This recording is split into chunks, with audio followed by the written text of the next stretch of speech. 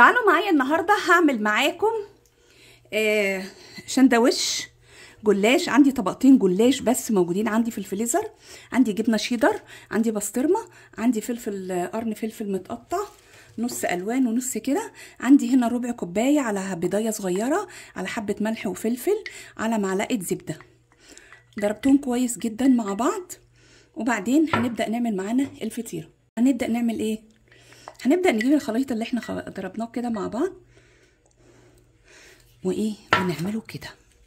تنسيش ان دي بقى فيها بيضه وملح وفلفل اسود كده وحبه حليب ومعلقه زبده. ماشي، هنبدا نحط ايه عندنا؟ الجبنه الشيدر الشرايح،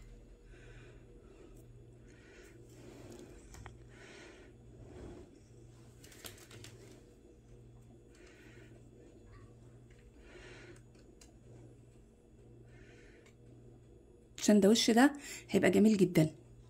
ماشي، وبعدين نحط عليهم شويه بسطرمه متقطعين. قطعنا البسطرمه واهي،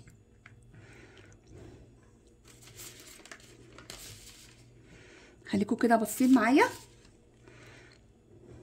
اهو. كمان حتتين بسطرمه كده. هحط بقى الفلفل الاسود، الفلفل الاخضر. بصوا برضو معايا هحط تاني جبنه شرايح من فوق، وبعدين هلفه. شايفين؟ هبدأ بقى ايه؟ الف الشندوتش، الفه رول، الفه كده. ماشي، وهلف كده وهلف كده، وبعدين هنا ده عشان انتي رشاه من تحت فلازم هو ده تجيبيه لفوق، وده كده. هجيب بقى الصينيه واحطه فيه.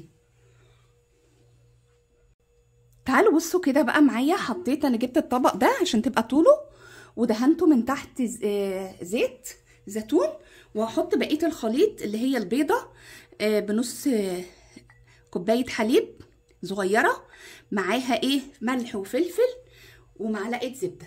هبدا ارش الحاجات دي، ادهن بيها كده ايه؟ الوش. يبقى عندي كده شندوتش جميل جدا. هحطه بقى في قلب ايه؟ الفرن، ولما يستوي هوريه لكم. تعالوا بصوا كده معايا وتمعنوا وشوفوا الشكل النهائي للشندوتش بتاعنا. بسم الله ما شاء الله، جميل جدا وخطير. جربوه وان شاء الله باذن الله هيعجبكم.